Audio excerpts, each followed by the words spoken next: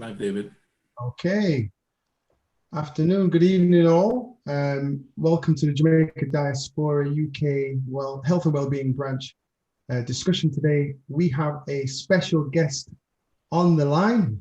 As you can see here, we've got Mr. Motivator, aka also known as Derrick Evans. Thank you. Welcome, Mr. Motivator. How are you doing this evening? Good evening. Fantastic to have you here. I really appreciate it you being here. Mind if I call you Derrick throughout? Is that okay? Call me Derrick, call me Mr. Sir, anything that you feel comfortable with, all right? I'll bless you with the knighthood right here. I've knighted you. It's about time. Can you imagine, Sir Derrick? That's it. You've been in this business for a long period of time. I think it's about time that we get that acknowledgement. But yeah, thank you very much for coming this evening. My pleasure.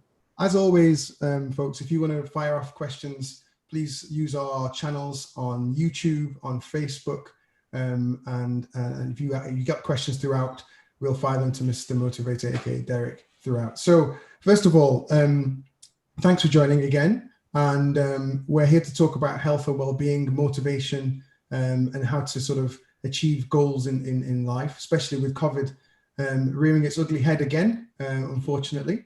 How in regards to COVID, how's it affected you personally, would you say?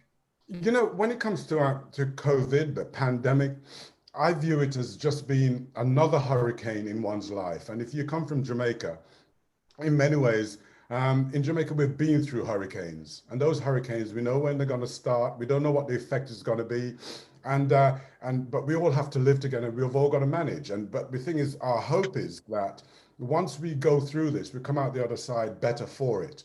And the one thing I'm learning about the pandemic is that there is only 4 things that really matter at the moment. You know, too many of us actually have spent time buying a new car and a new television we can't watch, and that dress that's hanging up in the wardrobe we're going to wear, and we never get round to it. But right now, we're all learning is that there's only 4 things that matter. Number 1, do you have a roof over your head? If you have a roof over your head, you're very blessed. Number 2, do you have food in the fridge? You got food in the fridge? That is a blessing. How many people in the world are struggling to have something to eat without the pandemic? Number 3, do you have your health? If you got your health, you're 3 times blessed now, because with your health, you don't really have to worry about very much. And then finally, do you have someone that you love or who loves you, or is it that you just love yourself?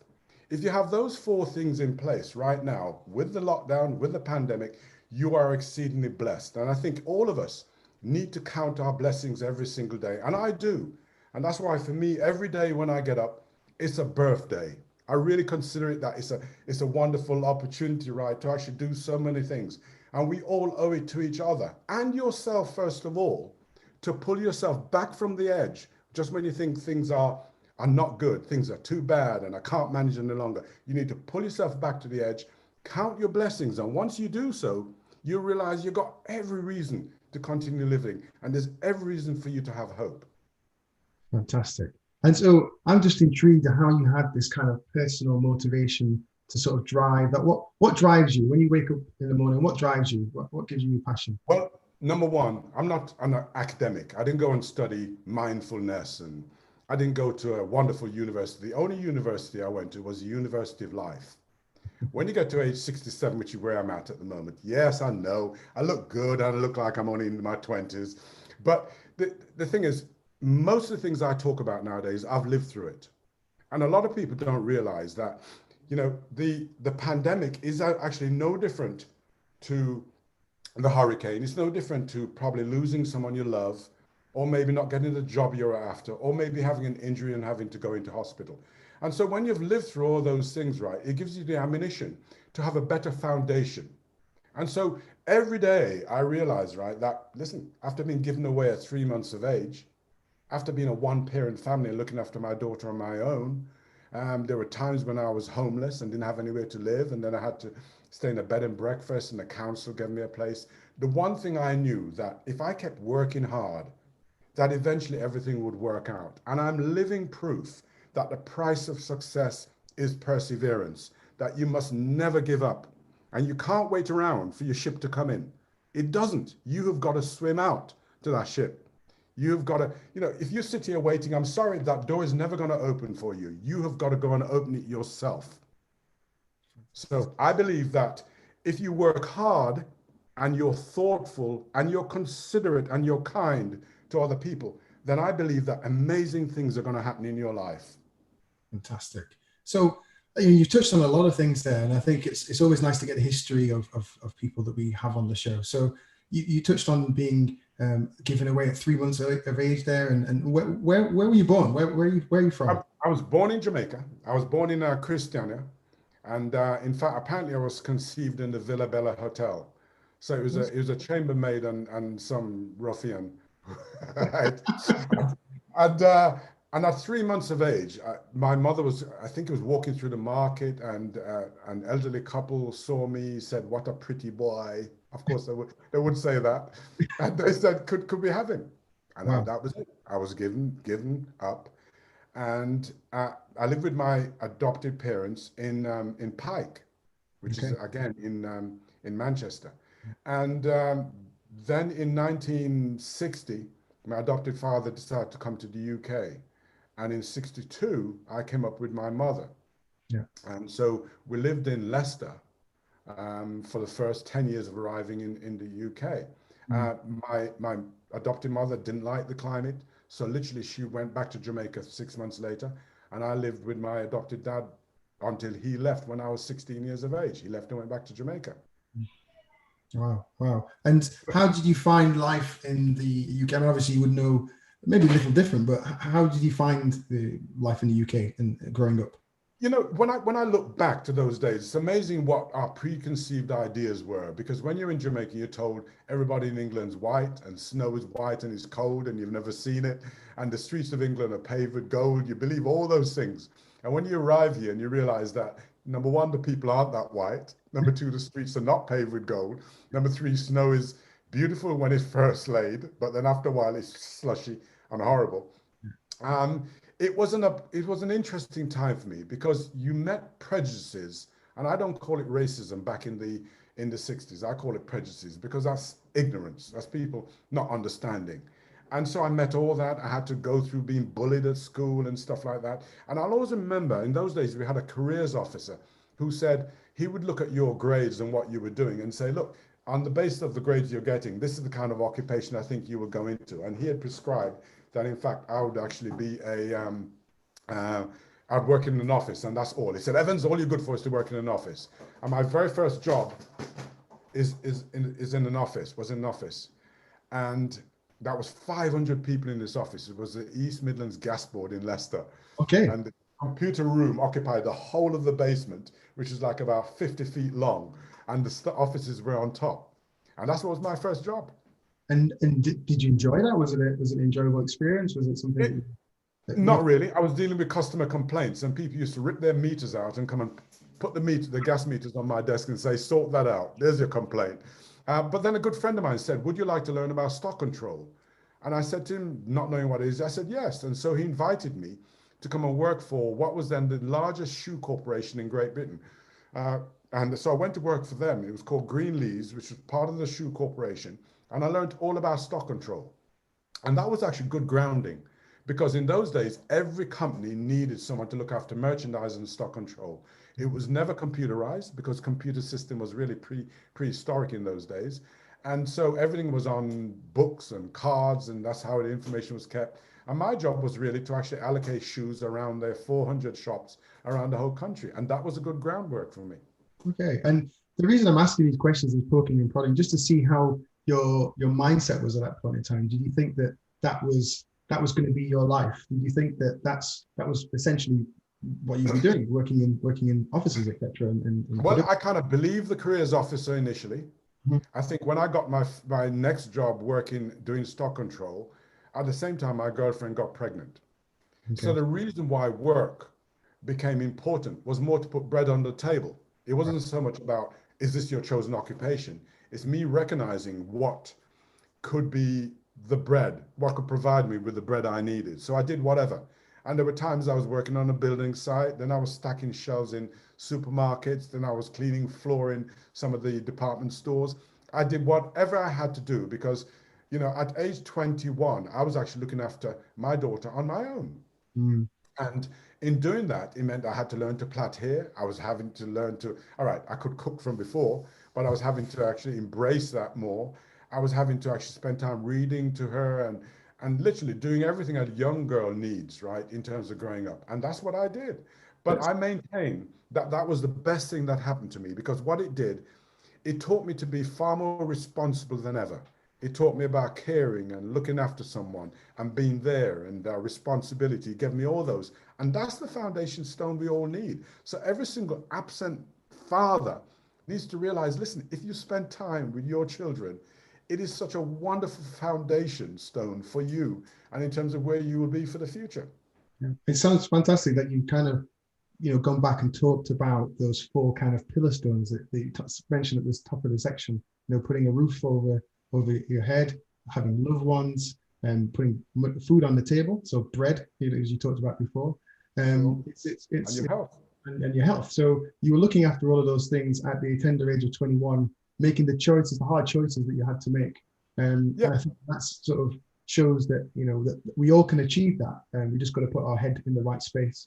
Yes, yes. I mean, I think, it's amazing. I'm so far removed from where I began. I mean, I cannot believe the journey I've had, because it only came about, as I said to you, because it's hunger. And when you're hungry, I find that, in fact, you're going to work harder, you're going to try and strive harder, right? And then it's seizing those opportunities, right? And not closing your mind to it. But then there was a point at which, when I ended up in London, and I was at the homeless family unit with my daughter, and and my wife then, and we didn't have anywhere to stay, and they gave us put us in a bed and breakfast, and in that bed and breakfast there were like 4 or 5 other families all sharing the same kitchen and the bathroom and stuff like that. Those are difficult times, but I still kept believing that, work, seize the opportunities, keep on going, don't resort to what other people resort to in terms of crime and stuff like that. I believe that it would really pay off in the end. Fantastic. So you've talked to us about the point of venture that you were in, sort of the production line and such. What happened after? How did you? Well, as I said, life is a sequence of dominoes that really, once one topples, then all of a sudden there's a real chain reaction. And when I ended up in London, I ended up working, in fact, for a store that, a company that we all recognize called Argos. And I Yes, worked in the very first Argos shop that was set up in Colindale, Northwest London, doing merchandising I and know putting. where that shop is because I had spent time in Colindale But doing. there you go. Fantastic. That's Yeah. that's yeah. That's what I did. And then one day in 1983, I walked into a leisure centre in Harrow, and I was transfixed. It's one of those light bulb moments when I heard the sound of all these women screaming and shouting and laughing. And when I looked in through this door, there were about 200 women exercising. And I was transfixed, and I sat there just looking at them. And they were doing what was called pop mobility. And pop mobility was where a track of music would come on, and they would know the moves to it, and they would all do it in sync. And so Okay. every Tuesday I was there watching them do this class. And then after a couple of months, I thought, let me approach two of the ladies at the front I saw doing it really well. And I said, listen, would you like to run some classes for me? And they said, where's that? So I said, well, look, it's going to be in a church hall. I didn't have anywhere. I said, it's going to be in a church hall. They said, yeah, we can do it. It turned out they were mother and daughter. I Okay. quickly ran down to Neasden because I remember I saw a church hall being built in Neasden Lane. And I spoke to the vicar, and he said, yes, I could rent it. So I rented it and started classes with these two ladies running these classes for me, and me joining in the classes. The classes got busy. After about a month, I told them I didn't need them anymore. I can do it. So I started teaching these classes, Yeah. and people, for some reason, gravitated to my classes. I had to start having 2 nights a week there. The numbers they were bursting at the seams. Before I knew it, everybody became aware of Derrick Evans and his exercise classes. People would travel for 20 miles to come to my exercise classes. So what I were was, you doing? What was the draw, do you think? What was the appeal for people to come and you know what? exercise? Really going back almost to those days, I'll always remember reading something that Maya Angelou said. Maya Angelou was a great poet. And she said, listen, in life, people may forget what you say sometimes. They may forget what you do, but they won't forget how you make them feel. And I always made time for people in those days. And my classes would finish and people would be sitting around talking, right, for half an hour afterwards. Because for me, exercise and wellness from that very early start wasn't just about the physical. It was also to do with the mental. It was also to do with how you dealt with people and what you offered them. And often people who go to regular exercise classes, they're often looking for more than the physical exercise. Sometimes they're escaping from relationships that are not good, or maybe they're escaping from a life that they don't particularly like. And what they've found is that when it comes to exercise, it gets them away from it. So you give them a platform where they can sit and talk to people and get to know people is much better than how it is today. Because nowadays you get given the key, you let yourself in, you do your exercise and you leave. No one speaks to anybody. And I don't believe that's the answer to solving our obesity problems for the future. So you basically complemented the mind with the physical exercise class, and Yes. that was the component that really was your exclusive element. Really, it was your unique selling point, wasn't it? Thank you. I mean, look, there are loads and loads of fitness teachers out there, but I don't see myself as a fitness teacher. That's not why I am. I believe that I'm a well-being instructor. And I believe that I could say to everyone listening right now that I believe that the greatest gift you can give yourself, your family, your work colleagues, is an independent, healthy you. So you've got to look after yourself. Yeah. Right. And you must never take your health for granted. And if you're lucky enough to have lived X amount of years where you've not had any serious illnesses, count your blessings. But you can actually make a change today. If you see something you don't like about yourself, when you look in that mirror in the morning, you see something you don't like, you can make a change, right? And remember, it's not an easy journey, but it can be a fun journey. And once you get into it, looking after yourself can become a real rewarding experience where it puts a smile on your face. It gives you a subject that you can talk about to all the people you meet and that you run into. So independent health you is critical, especially as you get older. And you mentioned this, that obviously independent health you is increasingly necessity when you progress through life. What sort of tips and advice would you give to people, practical advice for people who are less mobile, who are disabled, who are housebound, in terms of the practicality? That's one of the questions we got from Tony Kelly. Sure. Well, look, let me just say this to you, right? Every single action we do, and I call this functional fitness, and functional fitness is not taught by a lot of people. Functional fitness, basically, in my mind, this is a phrase I've used many times, is you identify things you do in your day-to-day life and making that your exercise. So for example, if you're spending your days in a chair, there are little things that you can do to change your outlook on life and your posture. If you're standing up, there are little things you could do. For example, if I say to you right now, if you're sitting down, imagine there's an orange between your shoulder blades, and I want you to gently squeeze out the juice of that orange. I'm doing it now. As soon as you do that, what does it do? It alters your posture. That's true. Immediately.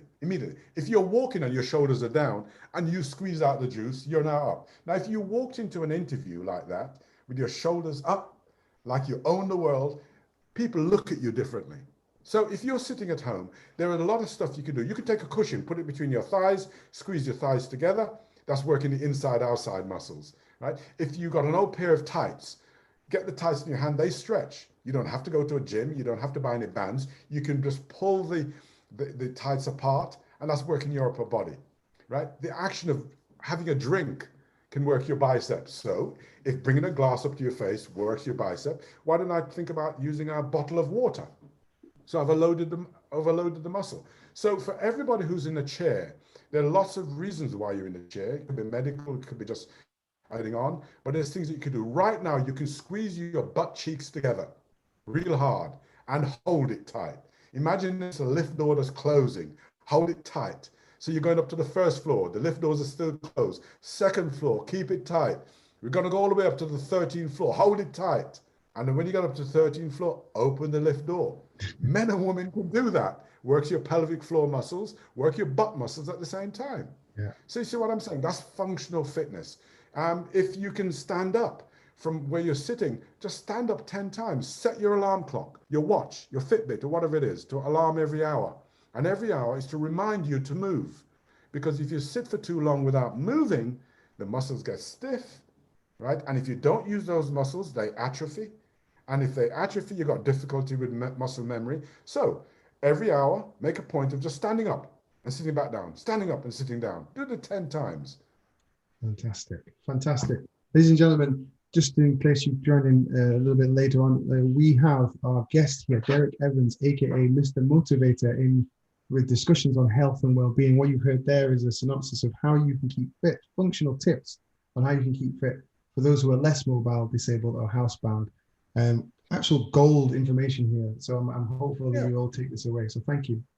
Sure. And you know something, David, as we come into the winter months, the one thing that's happening with our older folks is that you start feeling every single joint in your body. So from now, I believe that everybody who wants to get into wellness or fitness should start from now. Not try and start in January, because January is cold. It's horrible. That's the worst time of year for you to start a new year, new you. Make your new year September. Because if you start doing it from now, it's much easier to keep it going through the cold months. So there are little things that you could do. As I said to you, functional fitness, you can get yourself a bit of sponge. You can get yourself a ball, hold it in your hands and squeeze, release, squeeze, release. Take a cushion, hold it in your hands and squeeze, release. That's going to exercise all of your fingers and your grip strength. You know, you can take your thumb to the first finger and then open it out wide. Thumb to the second finger, opening it out wide. Doing those kind of movements will reduce the stiffness that you get in your joints, right? And don't forget, every single scientist, doctor, right now, if you ask them, they will tell you that there's a curative power to exercise. And anybody who has a condition, you can slow down the rate of deterioration with that condition just by being active. And if you had to go into hospital to have an operation, you'll recover better and quicker, right, if you're fitter. Yeah. So therefore, you owe it to yourself as you get older. Remember that I mentioned it before, that independent, healthy you? It is never too late for you to start doing it. But, and here's a phrase I've coined for many years, right? We're all flawsome. Now, what does flawsome mean? Yeah, what does flawsome mean? What does flawsome mean? It's funny you should ask that, David. Let me tell you what flawsome means, right? Flawsome is an individual who embraces their flaws, because we've all got them, but still know that they're awesome regardless. That's flawsome.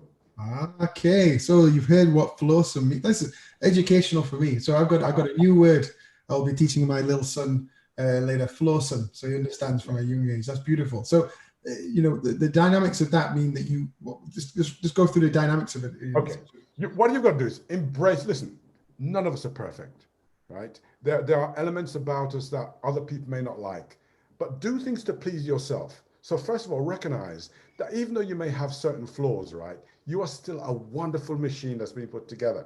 And that machine that you have, it's in your power to sort it out. Remember, you must never put the key to your happiness in someone else's pocket. You mustn't do that. You have the key to your happiness. And imagine this. You have this most wonderful thing in your life called a choice. Now imagine that for a moment. Just think about it. You have a choice. So you have a choice about being sad or happy.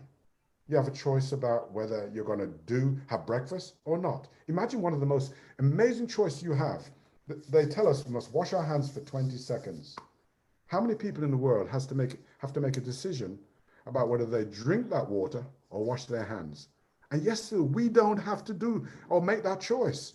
Correct. Right? So every 1 minute that you're unhappy, right, that's 60 seconds of happiness you're missing out on. So you have the choice right now about if you want to improve your life. And trust me, the moment you start taking charge of you and looking after you, that's the moment you start getting rewards. But no one else can do it for you, because when you get on that airplane, the stewardess or the steward says to you, put your mask on first before you can help anybody else. So what does that tell you? Look after you first, then you can help someone else. Fantastic. So put yourself at the center is essentially what you really need to do in terms of progressing through life. Yes. And flaws and yes. Issues and concerns. That's a fantastic tidbit. It really is. You know, you're the most, but you see, some people think it's selfish if you say, I'm the most important person. No, you are the most important person. How can I look after my wife unless I look after me first? Yeah. How can I look after my children unless I look after me? If someone knocks your door in the days when they could, Nowadays they can't.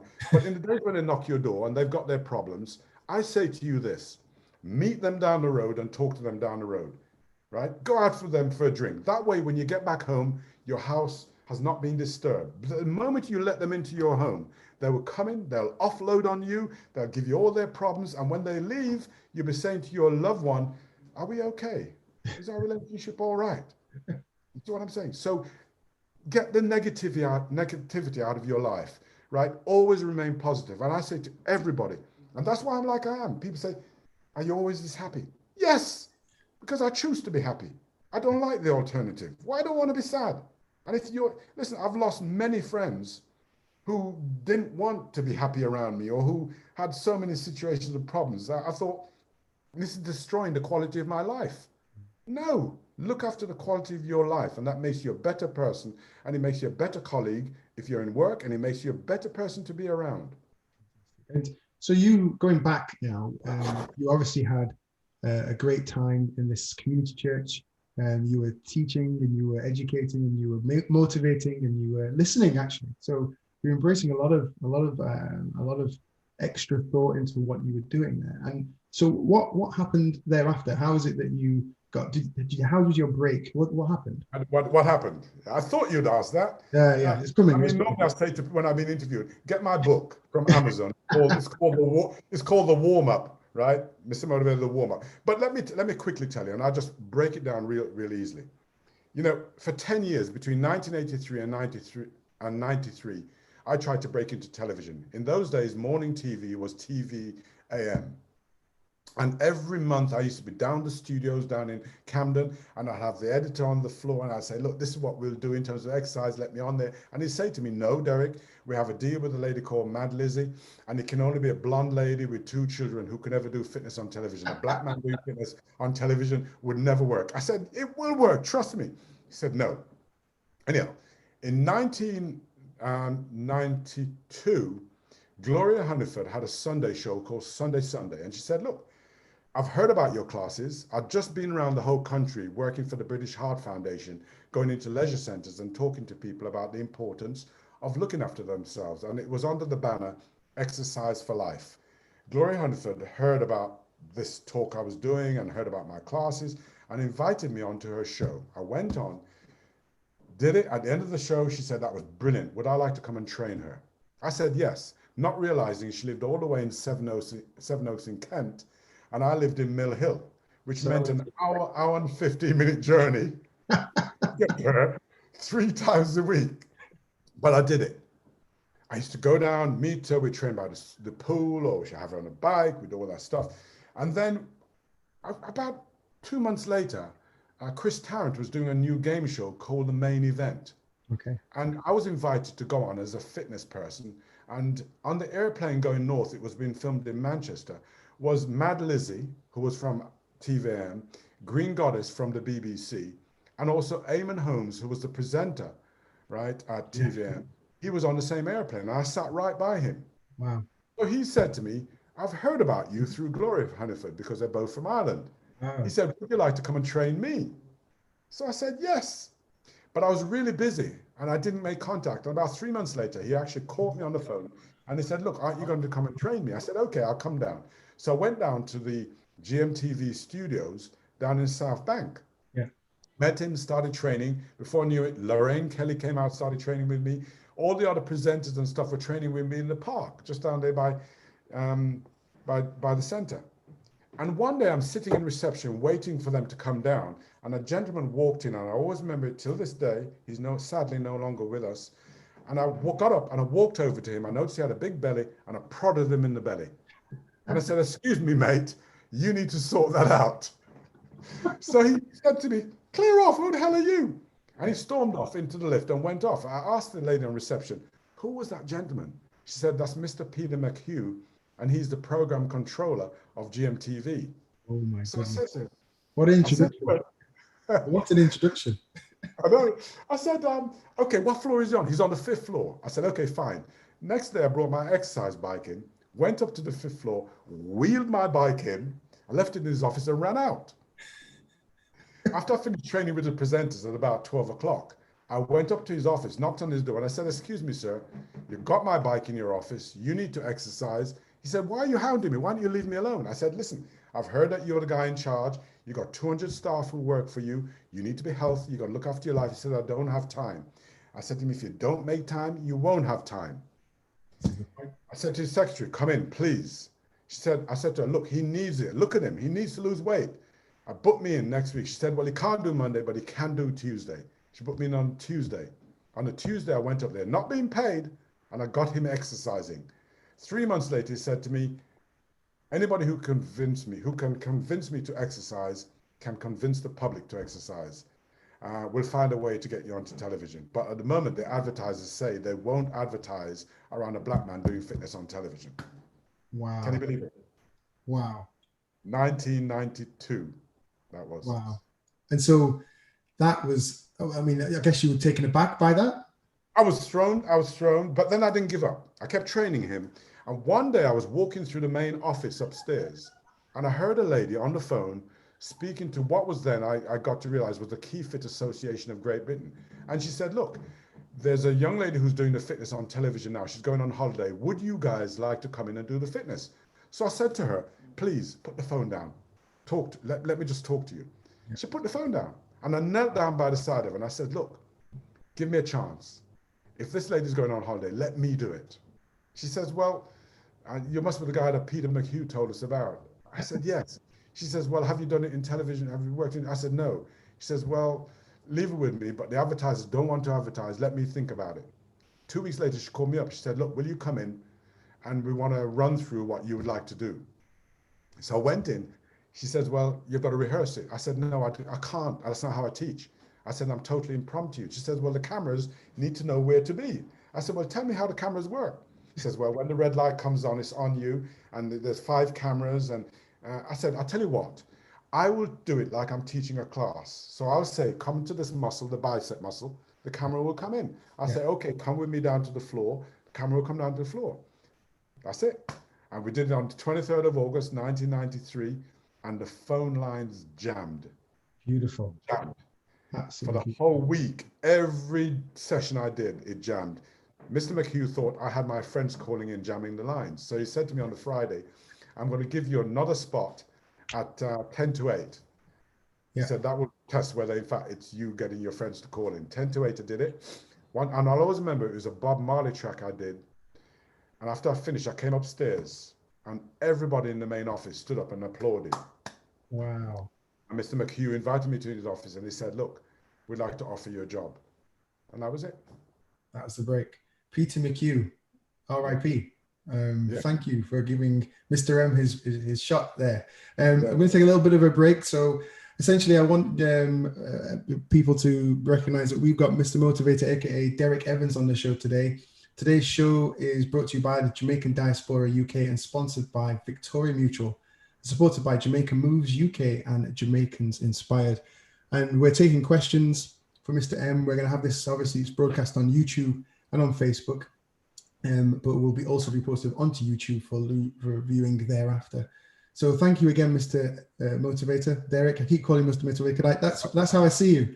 That's how I see you. All right. And it's my method of respecting you as a professional.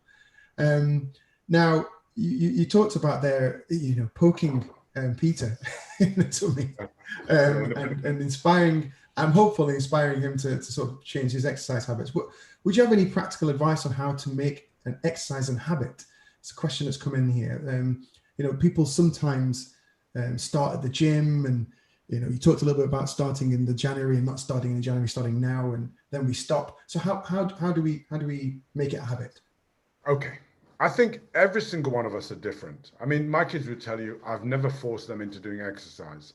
It has to be their decision on when they need to start. It's very easy for you to say, I need to do something, but the want is critical, right? Because unless you put yourself into the place where I want to do this and I'm going to enjoy that, you're never going to do it. It's a bit like when you leave the home, it's important that when you leave your home in the morning, you say to yourself, today is going to be a great day no matter what. You're setting yourself up then that if someone was to disturb your day, get in the way, right, it's not going to affect you negatively. So I say to you, if you want to take up any kind of activity, the starting position is this. Now, what you do is you identify something that you think you would like to do. Now, don't choose something that's miles away from your home. So if you want to go, if you want to take up swimming, make sure the swimming facilities are close by. If it's not close by, as soon as the weather closes in, you're never going to go. If you decide you want to take up running and you've never run before, start by walking and set yourself a system of walking away from your home for 10 minutes. That means you've got 10 minutes to walk back. Don't go around in a circle, because every time you pass your home, you're going to think, a cup of tea, a piece of jerk chicken, right? No, you go away from home, and that way you've got to come back. If you want to set yourself realistic targets, you could say, well, look, I'm going to walk between two lampposts or two trees, and I'm going to run between the next one, and then go back to walking. The important thing that you do is you've got to condition yourself. They say for something to become a habit, you have to do it 21 times. And that could mean 21 weeks, 21 days, 21 repetitions. Either way, you've got to condition your mind into doing it. And you start by having those small steps. Remember, the goal is important. You have to have a goal in mind. Those first two letters of goal are critical. Those first two letters tell you to go for your goal. So for me, it's really easy to train because my whole goal is I need to make sure that I look after myself so that everything I'm speaking about, you realize I live and breathe it, right? I don't go on diets. I don't like jogging. My wife loves jogging. I hate jogging. If I come to a hill, I've got to run over it very quickly. What I'm into is what I love doing. But with me, it's now such a habit. It's a bit like one day not brushing my teeth. If you don't brush your teeth, you don't feel right. So on the way to work, you'll nip into the chemist, buy some toothpaste and the toothbrush and brush your teeth. That's what exercise is like to me. If a day goes by when I don't do it, I feel terrible all day. Yeah. And if you give yourself the chance to kind of recondition your mind and your body, what will happen is that you're going to miss it on those days that you don't do it, but you can't do it alone. So the important thing here is whatever you're going to do, make sure that you have maybe a buddy or make sure you have the right footwear. But if you're at home now, stuck at home and not able to go out, what you want to do is every single day get up with a purpose. Put your trainers on. Then put some music on in the home. Once you've got the music and your trainers on, come on, man. You're going to want to move that body. And that means you may want to dance. Put on your favorite. Make sure there's always music playing. There's always music playing in my home. I'm always on YouTube playing music. It's always in the background. That's critical. And that way you're putting yourself in the place where movement will then come natural. And what kind of music do you listen to then? What inspires you in that way?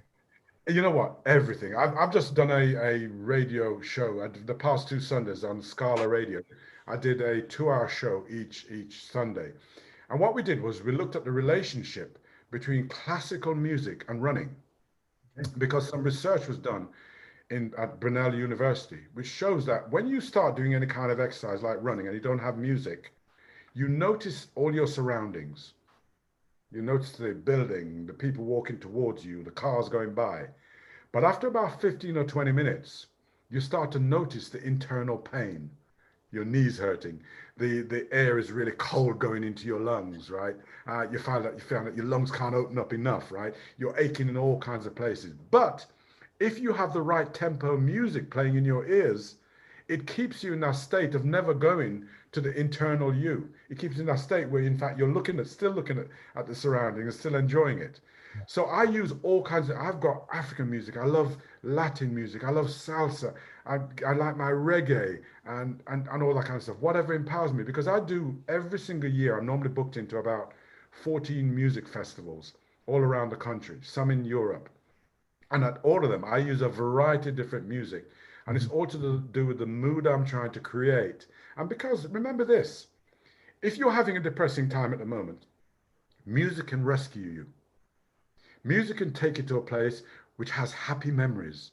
You know, that track you were dancing with your loved one, right? That bit of music that you walk down the aisle to, that bit of music that every time you hear it, it reminds you of when your first child was born, right? So music can transport you. In the same way, if you're stressed, if you take out your old photo album or your old pictures and look through them, that can take you to a place of joy, a place where you feel absolutely wonderful and you can be happy. So I say to people, choose the music that suits you, but the faster the tempo, the more you're likely to work.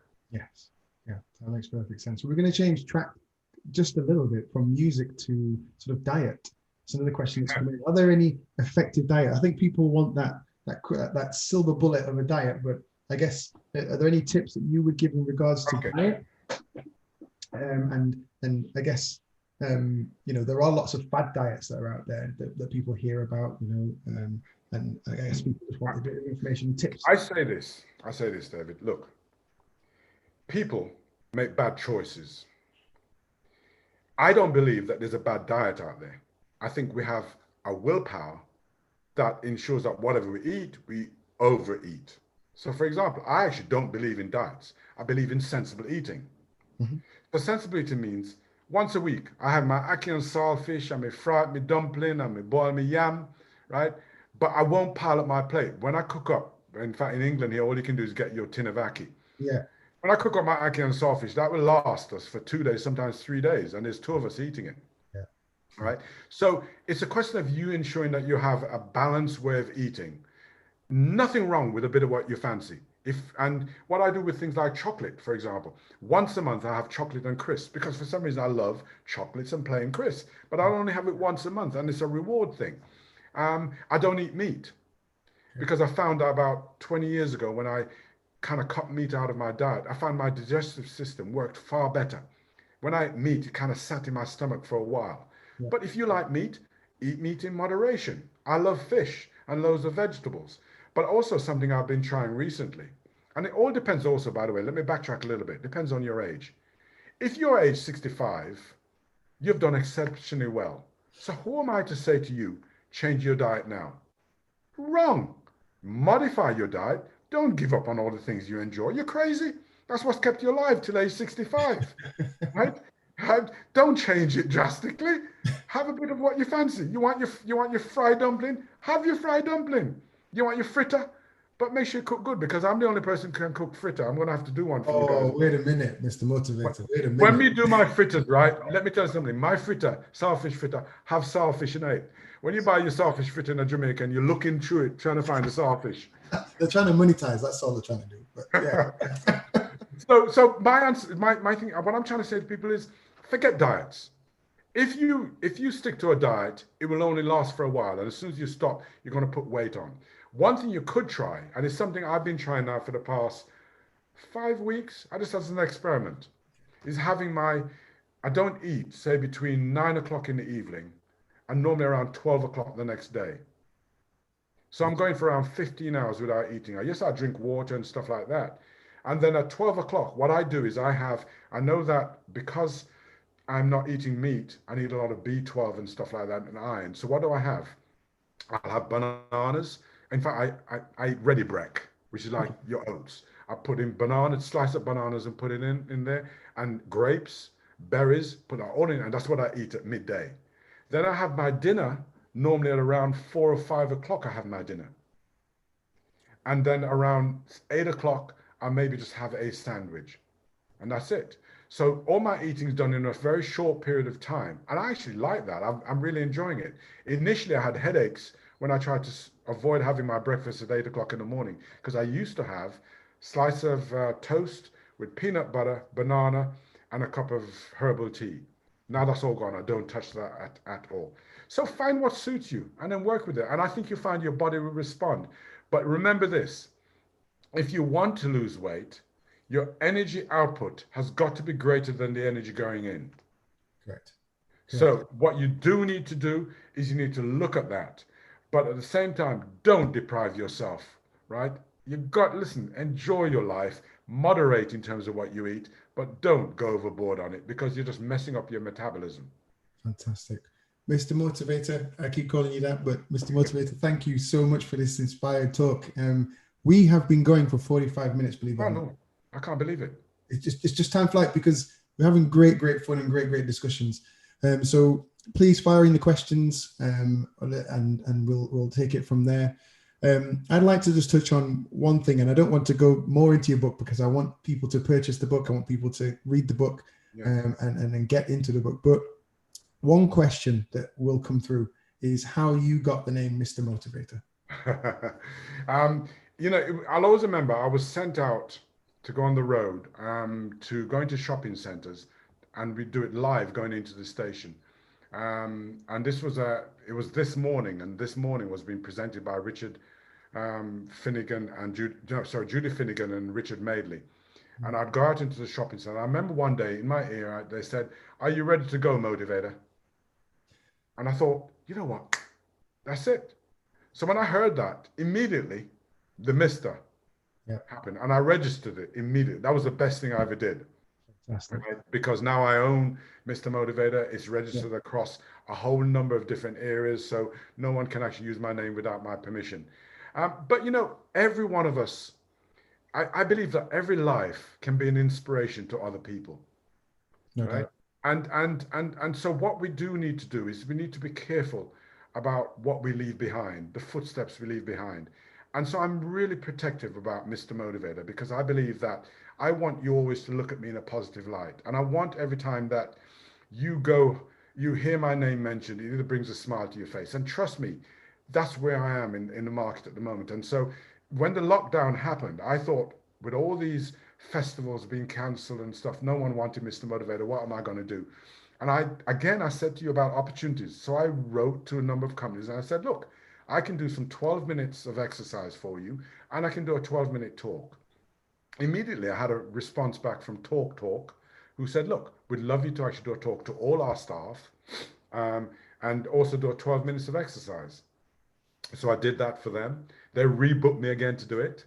And then from there, I had people like Cadbury's get in touch, Allianz. Last week, I did a 3 o'clock session for Google, which went out to 8 countries, where I did 12 minutes of exercise and a 12-minute talk on recognizing stress in our lives and how do we cope with it and what must we do? Because stress is that big silent killer that a lot of us ignore when we shouldn't ignore it, because what it can do is underlying health issues could be bubbling away. And because you haven't addressed it and dealt with it, they then manifest into something quite major. So I do all that kind of talk. And so now I'm booked, you know, every week I've got a different company. Companies book me for 2 sessions a week. Sometimes it's just exercise. But that's where I'm at in the marketplace right now. And I want people to always feel good when they hear Mr. Motivator is going to be on, and always have a smile on their face, because they say, if you smile at the world, it will smile back at you. Fantastic. Well, I'm wanting more years of Mr. Motivator, listening to you, you know, in your hundreds. You're right. I'm with my Zimmer frame and my stress lycra. That's it. Zimmer frame, lycra, and the message, you know, it's the exercise, and it's also the mental well-being. We have quite a direct question here, which is, are there any benefits, in running and talking with a running partner? Or will this just drain your energy? You know what?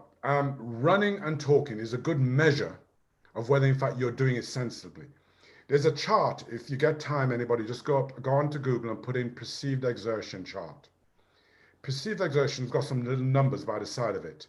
And by those numbers, it tells you if you're exercising and you can keep a conversation going to someone, you're working in a kind of easy-going pace. If you're finding it difficult to keep a conversation going, to concentrate, or the words are really having difficulty coming out, you're probably taxing your heart too much and working too hard. So running with a partner is actually a great motivator. It's actually going to distract you from so many negative thoughts. It means that what you can do, right, you can use that as a measure of how hard you're working. And having a partner means that there'll be days when you just don't feel like doing anything. But because you've got to meet them down the road, or you know they're going to come knocking, right, that will actually be the thing that motivates you to get up and do something about it. So my recommendation is, if you can find a running or an exercise buddy, do it. And also, you know, what I'm doing, if you want to join me, I do, a couple of free classes a week on Zoom. All you have to do is send an email to me, and as long as there's space, I will let you in and you can enjoy a free class with me. It's every Wednesday night at 7:15, and you just have to direct mail me at mrm@mrmotivator.com, and I will see what I can let you in. There we go. You heard it here first, folks. You can get a free session with Weekly. Mr. Motivator. If you just email Mr. Motivator. You got a website, Mr. Motivator? I know you do. The easy thing is just to email me, mrm@mrmotivator.com. Or otherwise, follow me on Instagram, Real Mr Motivator, and you can just put a message there with your email, and I'll send it to you. Fantastic. Yeah. So the Jamaica diaspora community, please take Mr. Motivator on his offer there. It's a fantastic. Sure. And the other important thing, Mr. D, is that my wife sits in a chair doing the alternatives. So if you're at home, right, and you're not as mobile as everybody else, you'll be able to do the class from a chair. So we are able to cater for everybody, no matter how old you are, no matter how young, right, and no matter what your state of health is, we can actually do something to actually help you. Fantastic. And this is offered via Zoom, you said, I think. Is that it's right? By Zoom, and it's totally free. I don't charge for those classes. Look at that. That's fantastic. Thank you so much. And just tell us a bit about your book. Where can we purchase your book? Go on to Amazon. It's called The Warm Up. Think about it. It's easy. You'll find it. All you have to do is put in Mr. Motivator on there. You'll find it. And it's my life story, everything about my journey, about all the ups and downs, and it's everything that's made me who I am. And that way you'll get to greater understand exactly what I'm all about. And I know we're going to be going in a moment, but I want to just give a thought to people. I mean, I've given lots of little life lessons as we've gone along, but this one is important, right? And you've got to hold on to your vitality, because a life without health is like a river without water. So everybody needs to make that change today. And it's never too late. The moment you start doing some activity, that's the moment when your muscles will start to respond. And it doesn't have to be complicated. It doesn't have to be difficult. The critical thing is this: you mustn't get injured when you're exercising. And that's why I believe in being an instructor. So that's why when you come to my classes, you follow my videos, which are on YouTube, they're free, right? Is that I'm all about instructing you so that way you understand your body and knows what its capabilities are, and you can recognize when something's not right, so you stop. Fantastic. Well, I'm mesmerized, Mr. M. Mesmerized, truly blown away with the wealth of health information that we've been able to sort of discuss today. And when we talk about health, we talk about mental well-being as well. And so I'd just like to ask a last summary from you really this evening in terms of our discussions. Just a little wrap up, if you would. Thank you. Sure. No, not a problem, right? When I started, I said to you, right, that in life, if you're just beginning, if you're a youngster just going out there right now, just remember this: if you work hard throughout your life from now on, and you're thoughtful and considerate and kind to everyone you meet, amazing things are going to happen. People are going to remember you, because remember what Maya Angelou said, right? People may forget what you did, may forget what you said, but they won't forget how you make them feel. Your happiness is inside you. You can control it. But happiness isn't about getting what you want all the time. It's about loving what you have and being grateful for what you have. So every day when you get up, just count your blessings, right? And it's as simple as counting the most important things, the things that you can see. If you can see, you can hear, you can talk, you can walk. Those are all blessings. Don't forget those. And if you have a choice, that's a wonderful thing. And remember, the final thing to say to you is this: I'm flawsome. Remember that. We have all got flaws. And that's an individual who embraces their flaws and knows that they're awesome regardless. We are flawsome. I love that. That's going to be the words I take into 2021. We are flawsome. So this evening's event has been brought to you by Jamaica Diaspora UK and sponsored by Victoria Mutual, supported by Jamaica Moves UK and Jamaicans Inspired. Derrick, I'd like to really thank you for being part of this. I'd like to thank you for giving your time to talk to the Jamaican Diaspora this evening and giving a wealth and breadth of information regarding health and well-being, your journey, how you have your motivational factors, being flawsome in your endeavors in life. It's a beautiful thing. And I just want to thank you again. We want to thank you for being part of this. We'll probably invite you back for a cook-off, because you said that your saltfish fritters are to die for. So I'm for that. But I'd just like to thank you again for being present this evening. My pleasure. And I'd like to thank the questions that came through as well. And we really appreciate the questions that came in. I'd like to thank Dr. Kevin Brown for being the chairperson of the Jamaican Diaspora UK, and also members of the Health and Wellbeing Arm. Thank you so much. My pleasure. All right. Be well. You too, sir.